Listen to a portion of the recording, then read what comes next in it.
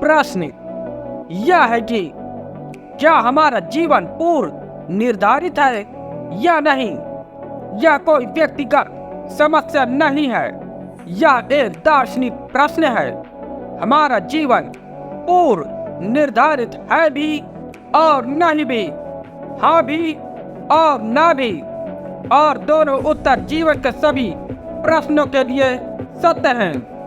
एक तरह से सब कुछ पूर्व निर्धारित है। आप में जो कुछ भी भौतिक है, जो कुछ भी मानसिक है, वह पूर्व निर्धारित है। लेकिन आपके भीतर कुछ न कुछ लगातार अनिर्धारित, अप्रत्याशित बना रहता है। वह कुछ आपकी चेतना है। यदि आप अपने शरीर और अपने भौतिक अस्तित्व के साथ पहचाने जाते हैं, तो उसी अनुपात में आप कारण और प्रभाव से भी निर्धारित होते हैं। तो फिर आप एक मशीन हैं। लेकिन यदि आप अपने भौतिक अस्तित्व, शरीर या मन के साथ तादात्म्य नहीं रखते, यदि आप स्वयं को शरीर मन से अलग, ऊपर और परे महसूस कर सकते हैं, तो वह पारलौकिक चेतना और निर्धारित नहीं है। यह स्वतः स्फूर्त है, स्वतंत्र है। चेतना का अर्थ है स्वतंत्रता, पदार्थ का अर्थ है गुलामी। तो यह इस पर निर्भर करता है कि आप खुद को कैसे परिभाषित करते हैं।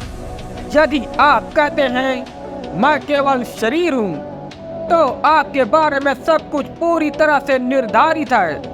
जो व्यक्ति यह कहता है कि मनुष्य केवल शरीर है, वह यह नहीं कह सकता कि मनुष्य पूर्व निर्धारित नहीं है। आमतौर पर जो व्यक्ति चेतना जैसी चीज में विश्वास नहीं करते, वे पूर्व निर्धारण में भी विश्वास नहीं करते।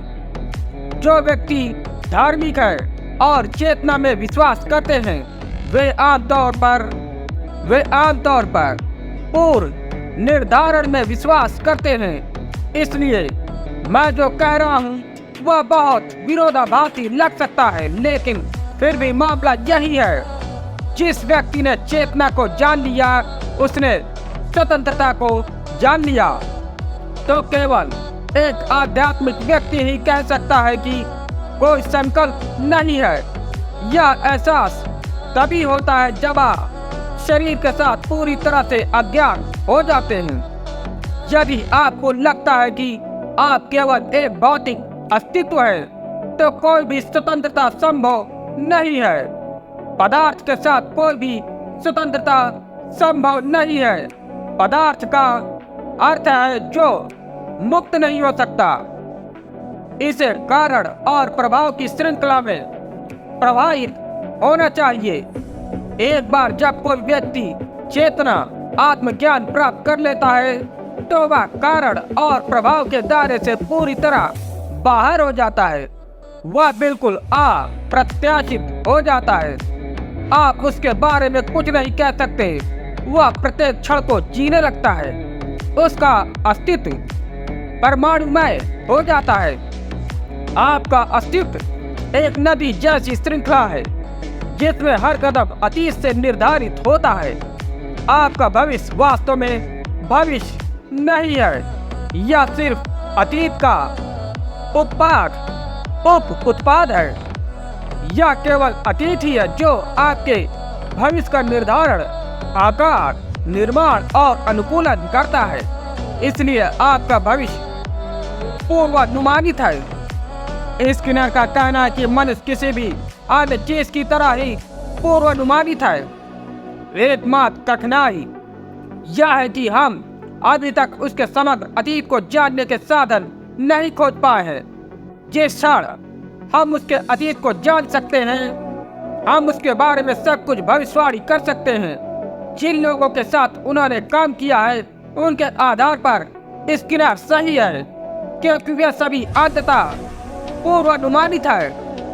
उन्होंने सैकड़ों लोगों पर प्रयोग किया है और उन्होंने पाया है कि वे सभी यांत्रिक प्राणी हैं। उनके भीतर कुछ भी मौजूद नहीं है जिसे स्वतंत्रता कहा जा सके, लेकिन उनका अध्ययन सीमित है।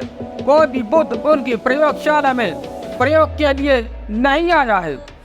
यदि एक भी व्यक्ति स्वतंत्र है, यदि एक भी व्यक्ति यांत्रिक नहीं है, पूर्वानुमानित नहीं है, तो स्किनर का पूरा सिद्धांत गिर जाता है। यदि मानव जाति के पूरे इतिहास में एक व्यक्ति स्वतंत्र और अप्रत्याशित है, तो मनुष्य संभावित रूप से स्वतंत्र और अप्रत्याशित है। स्वतंत्रता की पूरी संभावना इस बात पर निर्भर करती है कि आप अपने शरीर पर जोर देते हैं या अपनी चेतना पर। यदि आप जीवन का एक बाहरी प्रभाव मात्र हैं, तो सब कुछ निर्धारित है, और आप भी कुछ आंतरिक है। कोई पूर्व निर्धारित उत्तर ना दे। यह मत कहो मैं आत्मा हूँ।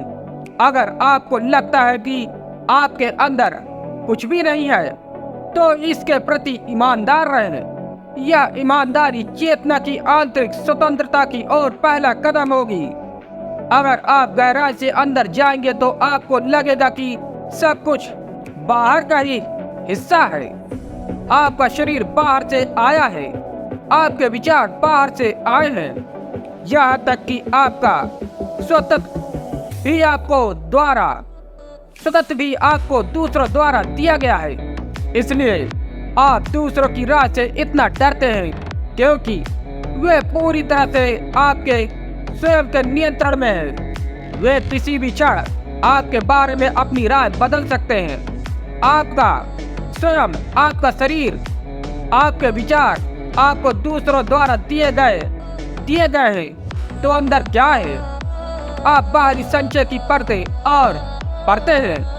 यदि आप अपने इस व्यक्तित्व से पहचाने जाते हैं जो दूसरों से आता है, तो सब कुछ निर्धारित हो जाता है।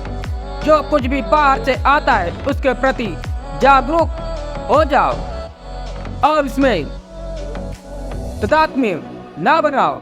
फिर एक क्षण आएगा जब बाहर पूरी तरह गिर जाएगा, आप शून्य में होंगे। यह निर्वात बाहर और भीतर के बीच का मार्ग है, द्वार है।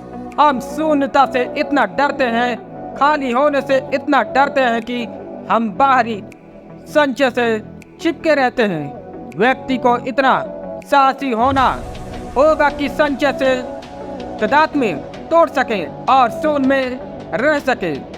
यदि आप पर्याप्त साहसी नहीं है, तो आप बाहर जाएंगे और किसी चीज से चिपक जाएंगे और उसमें भर जाएंगे।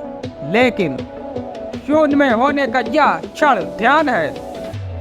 यदि आप पर्याप्त साहसी हैं, यदि आप इस क्षण में बने रह सकते हैं, तो जल्दी आपका पूरा अस्तित्व स्वचालित रूप से अंदर की ओर मुड़ जाएगा। जब बाहर से जुड़ने के लिए कुछ नहीं होता, तो आपका अस्तित्व भीतर की ओर मुड़ जाता है। तब आपको पहली बार पता चलता है कि कुछ ऐसे हैं जो उन सभी चीजों से परे हैं जो आप अपने बारे में सोचते रहे हैं। अब तुम बनने से कुछ भिन्न हो, आप बन रहे हैं। यह अस्तित्व स्वतंत्र है, कोई भी चीज इसे निर्धारित नहीं कर सकती। यह पूर्ण स्वतंत्रता है। कारण और प्रभाव की कोई श्रृंखला संभव नहीं है।